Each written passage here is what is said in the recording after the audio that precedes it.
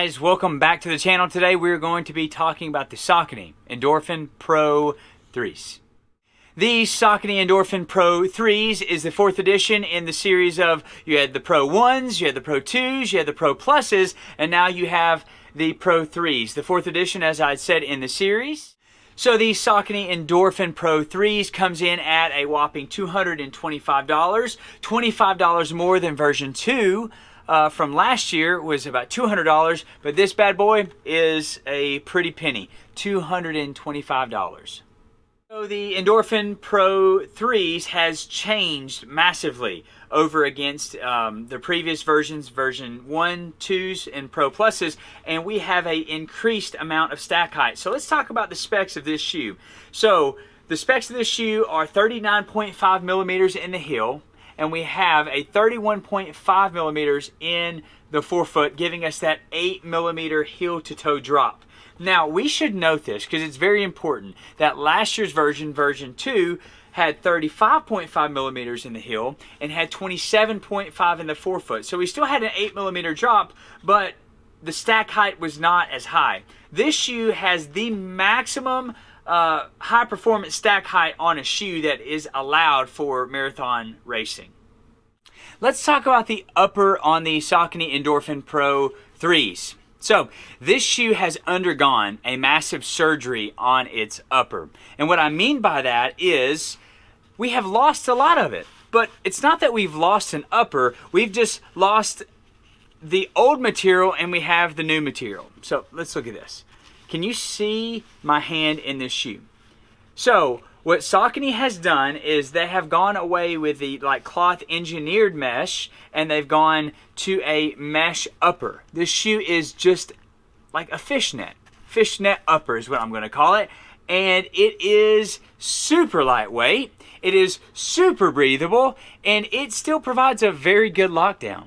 I mean, considering that it's literally like a fishnet, and yet it does the job great. So I think this is one of the major ways that the weight on this shoe was significantly dropped, and it's because the change to the upper has created a lighter shoe, but I think a more comfortable shoe. My feet can actually breathe. So let's talk about the tongue on the Endorphin PRO 3. So I do want you to see that we still kind of have, like on the speeds, we have what I like to call like the batwing tongue. And this batwing tongue pretty much lays across your foot, the top of your foot very well, and it covers it. It just lays over it. And I would like to say the batwing tongue on the Endorphin PRO is way, way, way, way better, in my opinion, than the batwing tongue we have on the Speed 3s. And so remember, as I told you before, the batwing tongue on the Speed 3s just came up like way too high, like way too high. This does not.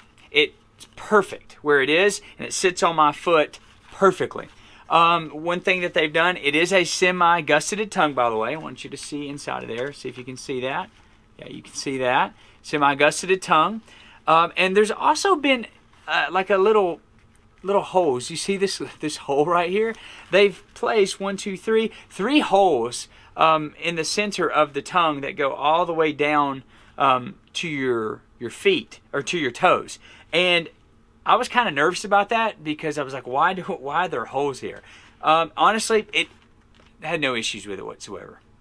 So let's also talk about the laces. So I had noted on the Saucony Endorphin Speed 2s, the laces were like the super grippy, strong laces that I could rock climb with. And on the Saucony Endorphin Speed 3s, the laces were very long, elastic, and just kind of like super flimsy. And they just didn't feel very strong at all. I feel like on these, we have come back to not so long, but they are more durable. They seem to be stronger than the Speed 3s, and I really enjoy these. These are very good, top quality laces, and I like it. Not too elasticy, and yet at the same time, I'm able to do what I need to do, get a good knot in, and it not really affect my lockdown.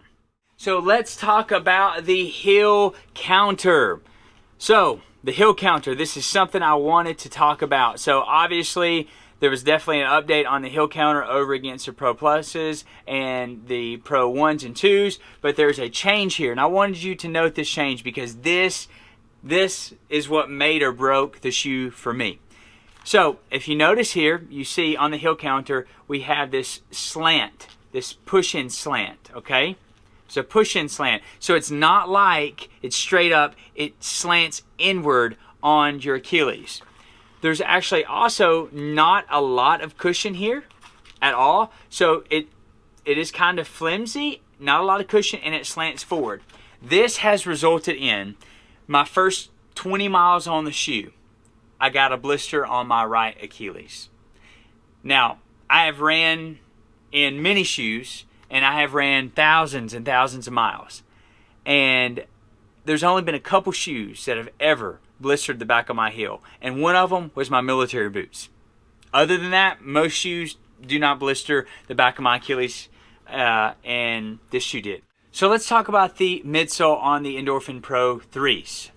So on the 3s, we have an update on the midsole. Massive update, and what I mean by that is there's a maximum amount of Power Run PB, Saucony's bread and butter of their foam.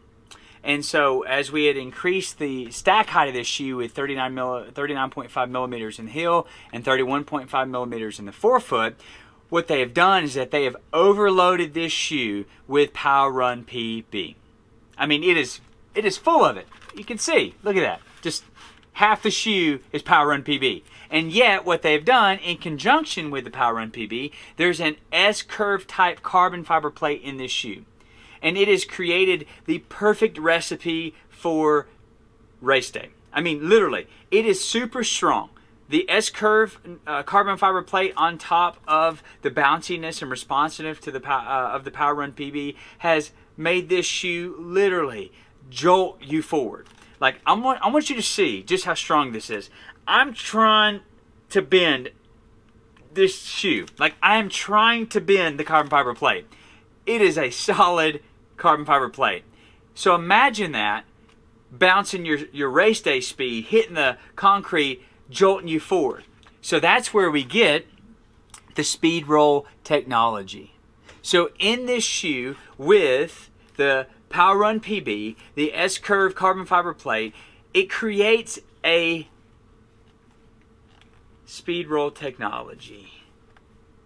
So let's talk about the outsole of the Endorphin Pro 3s. So the outsole consists of XT900 grip, and that is a difference and an update over against what we see here. You can see the difference just by looking at it. You can tell the difference.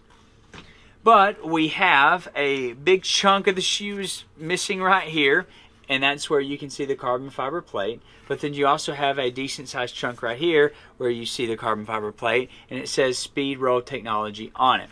So I know on the previous versions of the Speeds and the Pros, the longevity of the shoe was excellent. It lasted forever, and I do think this is a very similar type of rubber that we have right here. And it does look like it's going to be able to last in longevity, except for right in this area. Right in that area, we don't have any type of XT900 rubber. So that is a concern right here. I'm curious to know just how long it's going to last over against the other versions. So if I can summarize the Saucony Endorphin Pro 3, I would say fast, lightweight, breathable, responsive, race day shoe. This shoe is fast. My favorite parts about this shoe, obviously the max overload of the Power Run PB for responsiveness, but the S-curve carbon fiber plate in this thing. I'm telling you what, you can go fast in this shoe. I don't care if you think you're slow. Put this shoe on, you will go fast. Guys, thank you so much for tuning into the channel. I hope you found the content helpful on the Saucony Endorphin Pro 3s. If you would, do me a big favor, hit this like button, subscribe to the channel, turn the notification bells on so you can get updated on when I do a new video, and comment down below. Running community, I want to hear from you. So please let me know. Do you like the Speeds? Do you like the Pros? What is your favorite versions? 1s, 2s, Pro Pluses, 3s? Let me know. Get this conversation started now. And as always, guys, aim high.